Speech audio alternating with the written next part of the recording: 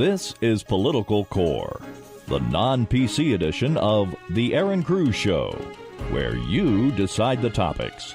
The only place where you get the news you want from the people you trust.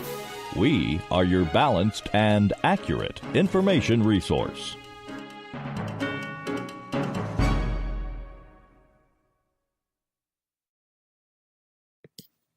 Good evening and welcome to the Aaron Cruz Show, coming to you from Palm Springs, California. This is Political Core. I am your hostess, Aaron Cruz. Thank you for joining me.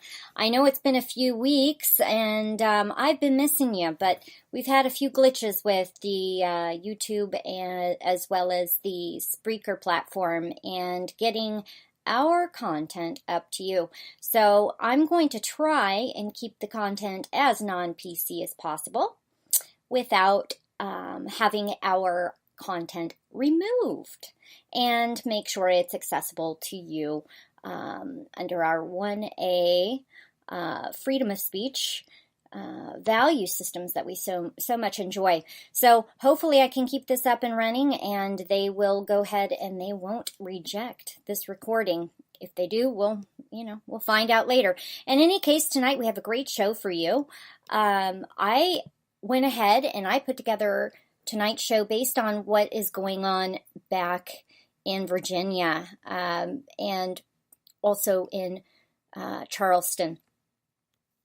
We're seeing some very interesting activities go on across the nation, and I think it's important that we talk about some of these situations and call them for what they, call them out for what they are. We're, as a nation, our 1A rights, it just seems like they're constantly under attack. If it's not gun rights people are after, it's after our freedom of speech. And I think it's so important to just try to keep pushing forward and keep those abilities to say what you want, say what you're thinking, share information, communicate, but do it in a way that's productive. Productivity is probably one of the most vital aspects of 1A, the First Amendment. And of course, there are some details about the First Amendment that many of you know that we could go over. I could probably spend hours on that alone. That protect certain types of speech, and many people say that it does not protect hate speech. And that's highly controversial, especially right now. And so that's what we're going to be talking about. So tonight's show is Racial Tension 2017. Okay? And we will talk a little bit about Obamacare and the border, as we have been doing quite a bit lately. Before we got cut off on the airwaves. But let's go ahead and get into this show. So, as many of you may know, if you've been watching the news, like almost all of the topics that we talk about here on our show, we are in a situation. I think as a people, all right, we have to look at this. It's, Racial Tension 2017. It's not 1960 anymore, folks. Okay? We've had a black president. We've had, white presidents, obviously, but we've had a black president. We've well before that moved out and matured out of the space where, racial tension should be non-existent. I mean, I remember, I'm going to kind of give you a throwback here, and I want to stop. I want to stop right now. I want to say to you, look, you may not agree with everything I have to say tonight, as I may not agree with everything that you might have to say as well. But just hear me out. And if there's something in my talk tonight that bothers you or that you'd like to talk about further, send me a message. You can always do so. It's info@aaroncruz.com. I'm always open to suggestions and sharing information. But, just try to hear me out. because I'm going to tell you, if you were speaking with me, I'd want to hear you out too. Not that I would agree with everything that you have to say, but I most certainly would want to hear what your perspective is and kind of the things that are bothering you. So you hear me out, and if you have some issues, I'll be more than glad to hear you out. But, try to keep an open mind about what I'm going to put forth for you this evening. Look, it's 2017. I remember in high school, actually it was in junior high, as a matter of fact. Was it in junior high? Yeah, it was in junior high and high school, and they had a big tagline. I'm not sure if y'all remember, but this was just right at, the end of the 80s, beginning of the 90s, I think, and they had this tagline. It was called "No Color Lines." And I remember that there was this radio station, all the kids listened to it. It was kind of like old school is what it's considered now. But it was like a hip hop and R&B type radio station. And I remember all the kids would listen to it on the campus and, in breaks or whatever. Boom boxes, oh my gosh. In any case, we would, I would hear it and I would hear the no color lines, no color lines, no color lines. And I remember thinking, what is a color line? What's a color line? I will tell you, and this may kind of catch you off guard. I will tell you, I did not know what a color line was.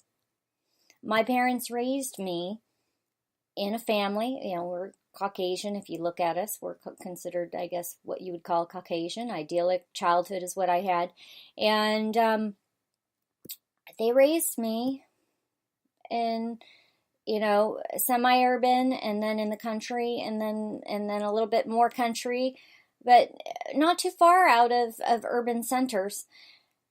And I went to school in junior high, which had people of all, my guess is all races. I didn't ever really pay attention. And I thought, what color lines?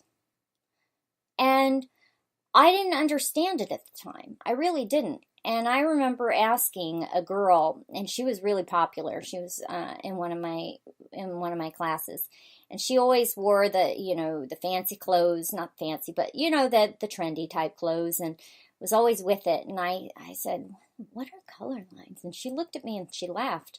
And looking back, she's Latina. I didn't know she was Latina at the time. I mean, I had a girlfriend who, looking back, she's Filipino. I didn't know she was Filipino at the time. It didn't occur to me to ask them where they're from. It didn't occur to me to ask them about their family or, I just saw them as people. They were my friends. I had all friends from all walks of life in junior high. And this is when I lived in El Toro, California.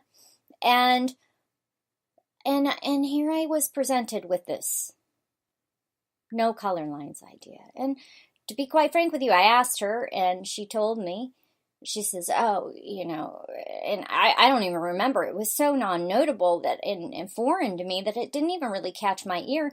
But the biggest part to me now as an adult is looking back and thinking, no color lines. I didn't get it. I didn't get that I had friends from all walks of life. I didn't put labels. Okay? And this is in the late 80s or early 90s. And so here we kind of fast forward. We're now in 2017. And back, if we float a little bit further back, when Obama started running for office for the presidency, he was a junior senator from the state of Illinois, from Chicago, and he came out of nowhere. And everybody liked him. Oh, he's black. Oh, he's a young black guy. He's going to bring hope and change. And to be quite frank with you, it didn't come to me that he was black. It just came to me that where did this guy come from? Okay, where did this guy come from? And he's running for president? Doesn't anybody think about this? I mean, he's from Chicago. I mean, race really didn't have anything to do with it, but for me. But many people were, we're going to have our first black president, and this will be great for the country. Personally, I don't think that has anything to do with it. But many people, took up and said, well, black president, we don't want a black president. And I'm going to tell you, there are people in this nation that think that way. I'm not saying it's right. All right. There are many people that wanted him to be president just because he was black. And I'm going to tell you, that's not right either.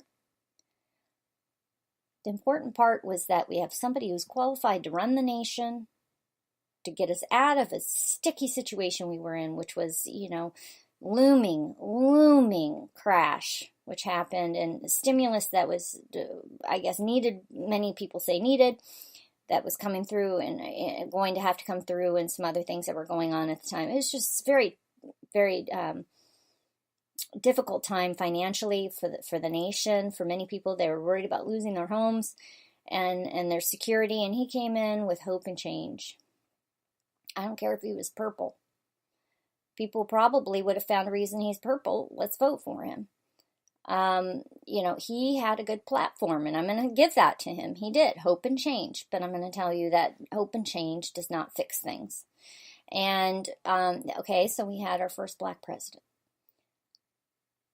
Unfortunately for the people, and I don't want this to come out wrong, and everybody's going to say it came out wrong, it came out bad. And I'm not racist. It has nothing to do with Obama being black. Unfortunately for the nation, we ended up with a president who didn't follow through on his promises, didn't reduce our deficit, actually increased our deficit exponentially, who we saw the highest inflation in I don't know how many years. I think certain segments of our food and whatnot were at, like, I think it was a 36-year high price and inflation for some of our food. I mean, it's just, I remember reading all of these headlines, and I'm kind of going over it real quick, and I'm not going to get into the details of all that, because if you look at his presidency, you're really going to see, I mean, if you really want to look at it, that he failed America. There is no doubt about it, that we are left with, a deficit that's just, we're a national debt of near 20 trillion when he walked out the door, double what he brought in and walked in as, and said he was going to cut it. He raised taxes. He says he wouldn't, not one dime. We thought we could keep our doctors. We can't keep our doctors. Many of us that didn't. We lost our insurance and got new insurance, and then had to change doctors, and many different things happened. Healthcare prices and premiums and many, many things have skyrocketed. Okay, there's been very little. He did do some okay things, and I know people are going to just scream when they hear that. If you're on, the conservative side of the fence, you may go, oh my God, what did she just say? He did do, a few things which are presidential over the course of his presidency. And I think recognition is, when it's due, you need to give it. But with that in mind, he also weakened our military infrastructure. He put us in a position where we are at a disadvantage overseas. Many, many, many people died in Afghanistan as a result of his presidency. And as time went by, we see that, there was a major weakening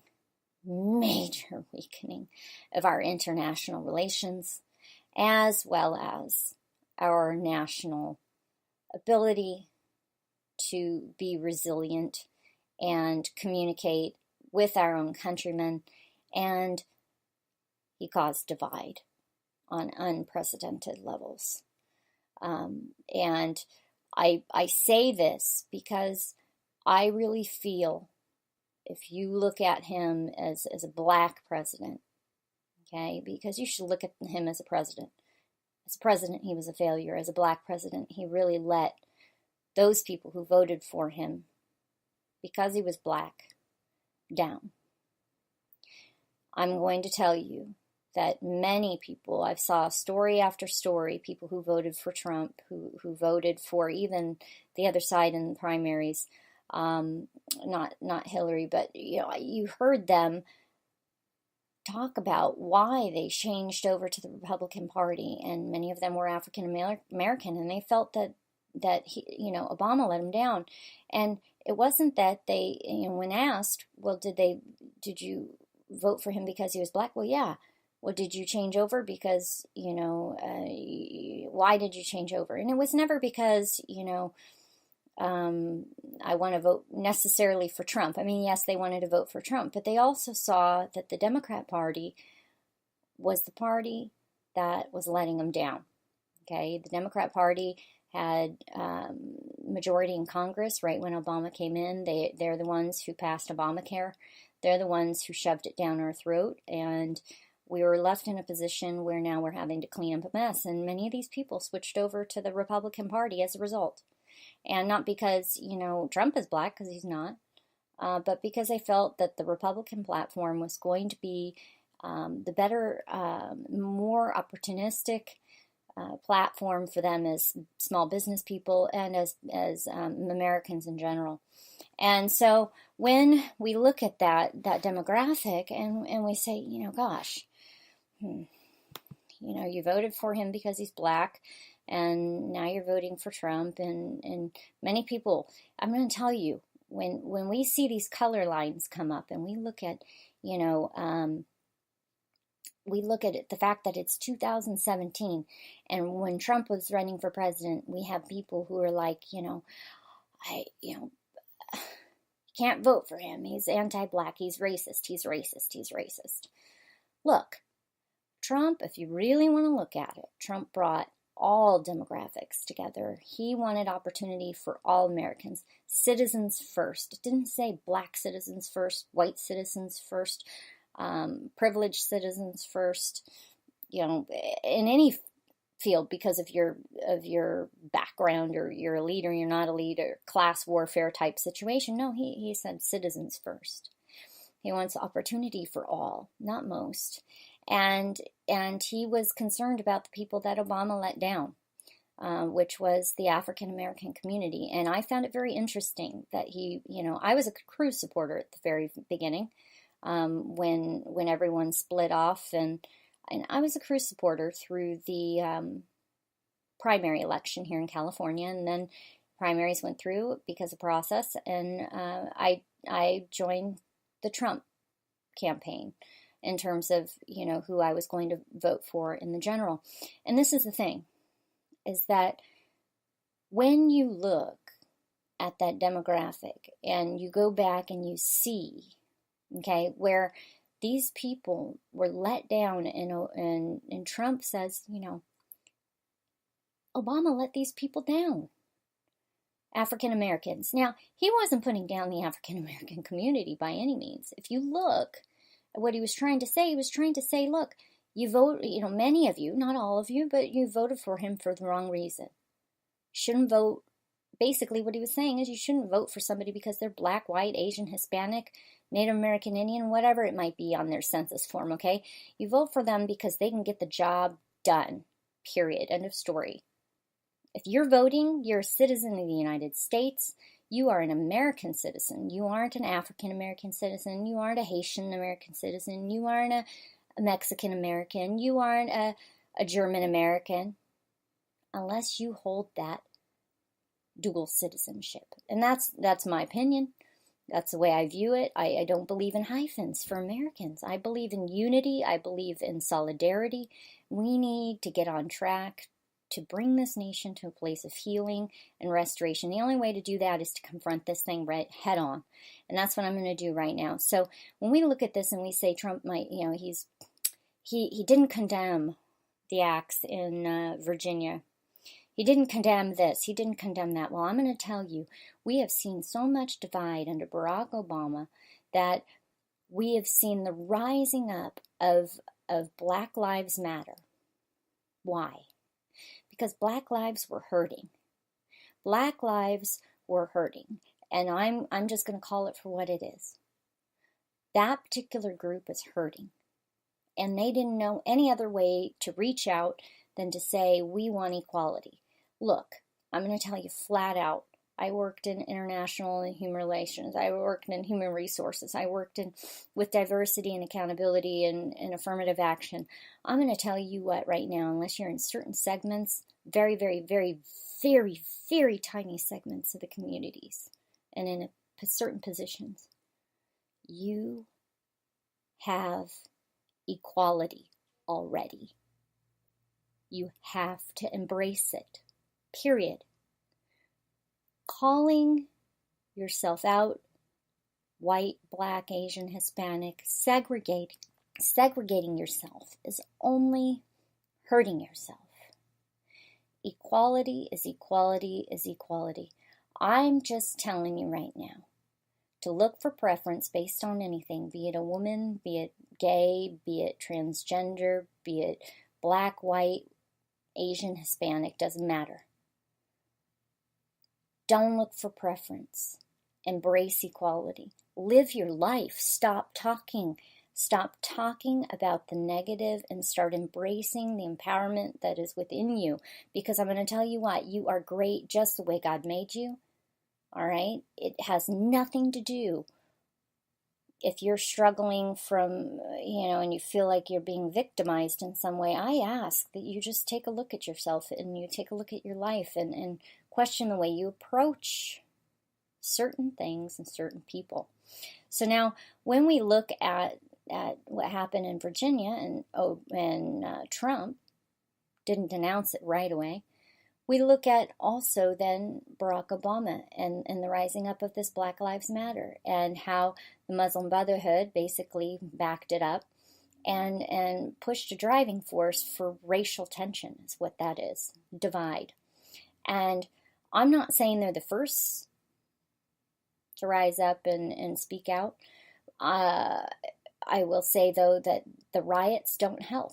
The riots, the looting, the unlawfulness. We need to be peaceful people. The only way you can communicate to logical, rational people, civilized people, is through words and deeds. And when you communicate through hateful words and hateful deeds, you're not sending a good message. People are not going to want to work for you. They're not going to work with you. And it does not promote any cause that is productive.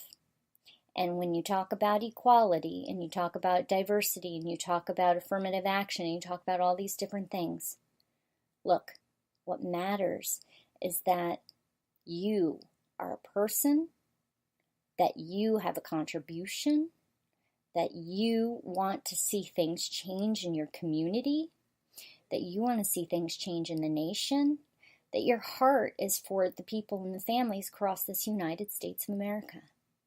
Period. That's it. And to bring color in it, to bring race, to bring gender, to bring sexual preference, what value, please, what value does that hold? The only value that holds, really, because if you look, I mean, I know there are actual racists out there who do hold certain things against certain people. As a matter of fact, I could even say there are many people who hold the value that I am a woman, and also separately, I am white. We could separate those or we could lump them together. I am a woman and I'm white. Hold that against me. There are people. But am I going to stay in that space of victimhood? Am I going to remain in a space where I live concerned that I'm not doing or getting what I should because of those things? No, I am moving forward. I am doing what I want to do. I am moving forward and raising my family and working and doing what I love and not letting anything stop me. You know who benefits from the division? I'm going to flat say it out, government. Government benefits from the division. Government benefits from the divide. Period. Congress, by lumping you or me or anyone else into these categories, Congress benefits. It causes divide. It allows them to measure, and society does this on many different levels, and we could go into this another time. Society does this on many different levels with categorizing. And, you hear a lot of times, and I've heard it a lot of times just the last few days, is identity politics doesn't work. You're right, identity politics doesn't work. Unfortunately, people use identity all the time in everything we do, and we categorize things. That's what people do. And so you please try to stay away from it, but at the same time recognize that this is how people can logically and objectively look at certain aspects of their lives, and it unfortunately gets thrown into politics. So in any case, who benefits from you or me deciding that we're going to categorize ourselves, for in my case, a woman or a white woman or a white woman or a white person and a white woman? Who benefits from that? Congress. The divide, Congress. And you ask me why. And it's because, look, then they can categorize things, they can monetize things, they can figure out how to best leverage their election cycles, to how to best leverage their policies, objectives. Look, and you may say, oh, that's not why, and that's not who. Well, look at it. Look at it for what it is. Who else benefits from identity? Okay, corporations could benefit. Demographics, advertising, targeting. Now, it's not mean they target you because you're black, okay, and that guy does it. No, they know who's going to buy what, and, okay, yeah, and they may advertise to black people, and they may advertise to, Hispanic people, or white people, or men, or women, or children, different age groups. This is just what people do. This is what companies do, and unfortunately, this is what government does. And where is the money? The money. Always follow the money. And the money is in government, the money is in the corporations, and the money is also in the people's hands. And you have the power. You have the power within yourself and within your family to choose to spend your money where you want to. And to spend your money in a place where it will benefit you in your life.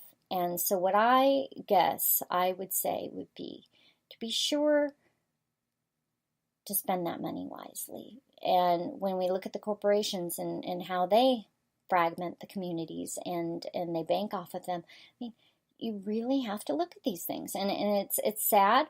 I wish they just looked at us as men and women and people. But as we've seen, there are more than one gender, as people are saying now.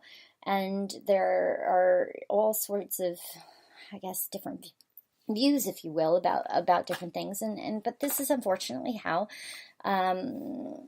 corporations divide things. So if we go back and we look and we say, okay, so the government makes money off of the people. That's where the government gets anything it spends. It's from the people, period. Government can't spend something it doesn't take from somebody else. I'm going to say that again. The government can't spend something, cannot spend money, does not get money from anywhere unless it takes it from somebody else, which means they take it from the taxpayer and they spend it. And that taxpayer is you and me. And, we have very little control over where they spend it, except for by who we elect and the agendas they hold. So I think it's very important to look at that. Okay, so Congress has money, and they use that definitely for leverage. We've seen that identity politics all over. We've seen government use that in the state and local, as well as national levels. And the corporations. Now, the corporations are a little bit more sensitive about it, and I think they're blatant about it because they can be, and this is how they use marketing and other drivers in order to make income. And that's probably, I'd say, a little bit easier on the people for us to pull our money away from them, because we get to choose very directly who we spend money with. And what I would suggest is that you just look at it very closely, where you're spending your money and what kind of companies you're spending your money on, and in and with, and who you're aligning with. Now, don't get too overly sensitive about it, but you have to remember that these big corporations also support government. Okay? So it's all kind of intertwined. And then you have the people. The people have the money. Now, this is where it comes down to, I believe, and this is where I'm a big believer in small businesses and supporting one another, is if mom and pop shop is out there, you should support them if they have a product that you need and can supply and demand, and meet your demand. they will. And grow them, nurture your communities, buy local when you can. It's very important to build relationships within your communities. And in these communities, so if we go back down to the race, the racism and the whole categorization and all that, yada, yada, yada, as much as we can do to minimize the divide, especially, and see, I'm a conservative, minimize that divide, the better. It's important to recognize people for who they are, okay, and not based on the things we can see, their color and gender and all of that, and just accept them for people and their belief systems and their principles and their values, and like-minded people. And when you come in contact, and I'm writing a book, it'll be published soon, on communication, and I think it'll be very helpful for many. When you come in contact with people who don't agree with maybe your principles or your values, or perhaps they hold different views than you do, and it can get tense.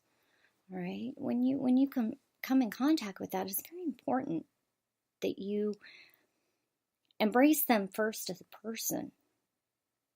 Okay, and hopefully they want to hear you out and you can hear them out, and it goes smoothly. If not, there are many things that we can do to iron out communication, and try to effectively help someone to understand the conservative cause or where we're coming from. But what's most important, though, is to realize that they're a person. Unfortunately, the ushering in of Barack Obama in 2008 brought with it more racial divide than I have known in my lifetime. And I'm 40. I'm still relatively young. And it just breaks my heart. It breaks my heart because our children don't need this. We've gone through 8 years of difficult recession and financial struggle, people losing so many homes. And we're finally, thank God, because of Trump, being able to, kind of recapture some of the investments in the stock market, and home values are going up, and we're getting some equalization here. And that's great. But we've lost so much in terms of racial relations. And I hate to even say that, because that no color lines. We have to get back to the place where we look at each other as Americans, as people. Okay? And that we all have needs. And one of them is to, take care of ourselves and our families and our loved ones and our communities, and it goes outward. And we have to take a step back and look at this. We do. And we have to learn how to communicate to one another. So as we go and we look at the racial divide, Barack Obama and what was ushered in 2008, and we look at now in 2017, where this last few days have been so tense. In Virginia, we had some deaths, and it's just heartbreaking. And then now in Charleston, we're seeing some divide over a particular statue. I believe it's a statue there. So basically, it's the headline I want to talk about is Charleston demonstrators decry deadly white supremacist rally, call on local leaders to act. Look, I don't agree with white supremacists, black supremacists. I don't believe in, we shouldn't hate one another. We need to bring in healing. But this is the thing, is those people do exist.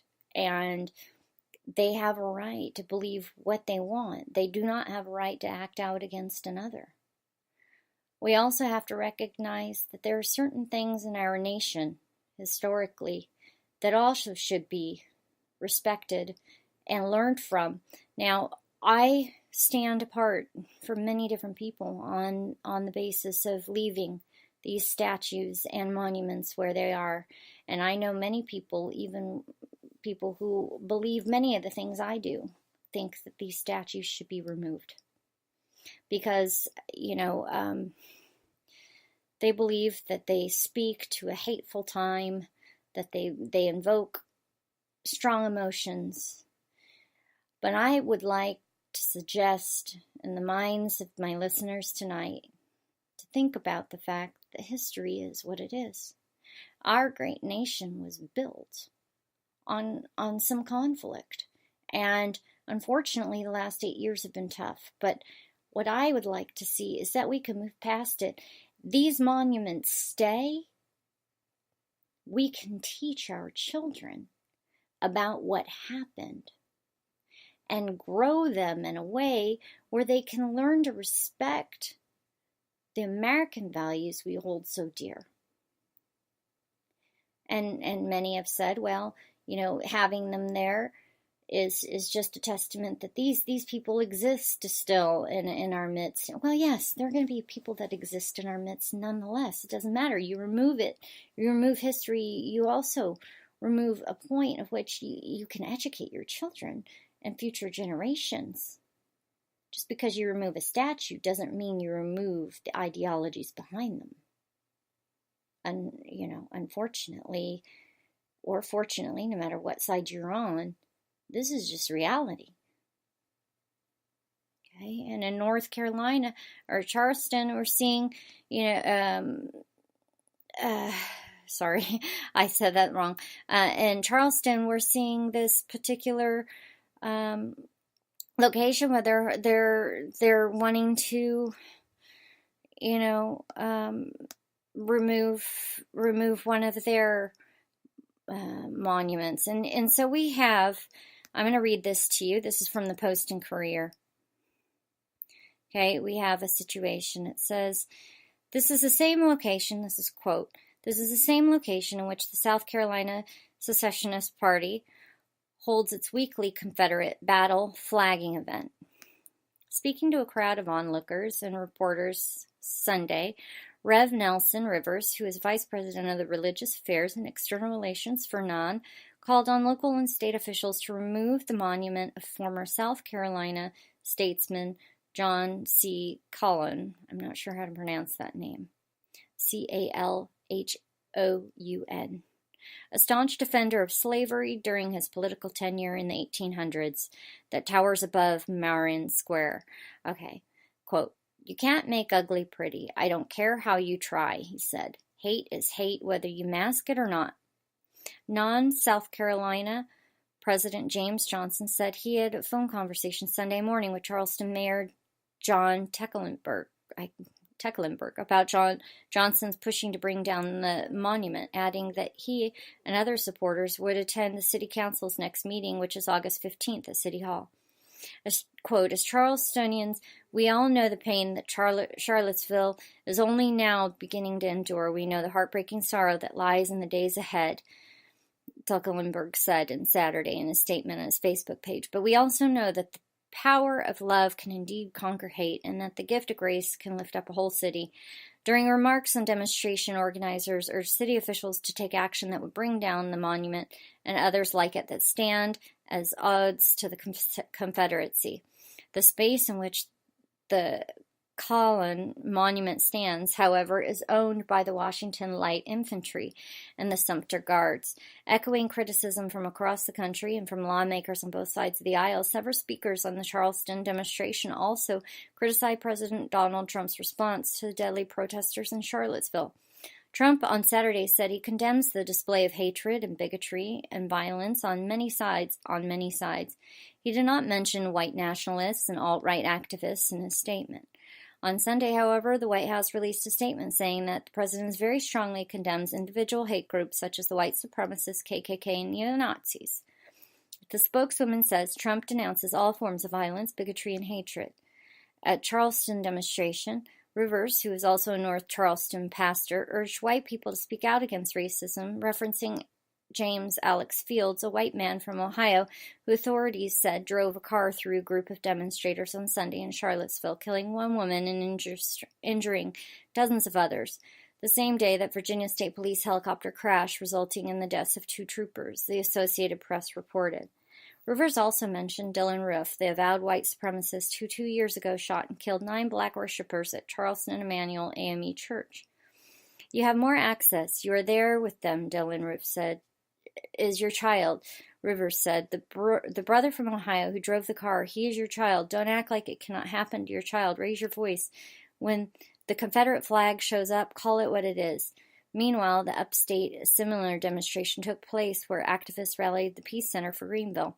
We are gathering today in solidarity with our African American, Jewish, and other brothers and sisters who show that Greensville will be a city that does not stand for racism and white supremacy, Todd May, Clemson University professor, said, as reported by the Greenville News. All right, that's a lot to read, and I'm going to post that on this recording. But what I would like to point out is it doesn't matter if you remove these statues. I believe that if you remove the statues, you remove the ability to teach, to use them as an opportunity to educate, and you essentially are pulling a part of our history as a nation that should be respected. Look, it was Democrats who, and this is identity politics, Democrats who held on to slavery, all right? Republicans who wanted it gone and did away with it. Now, if you want to look at it from a right and a left, a black and a white, and a man and a woman, you can go ahead and do that.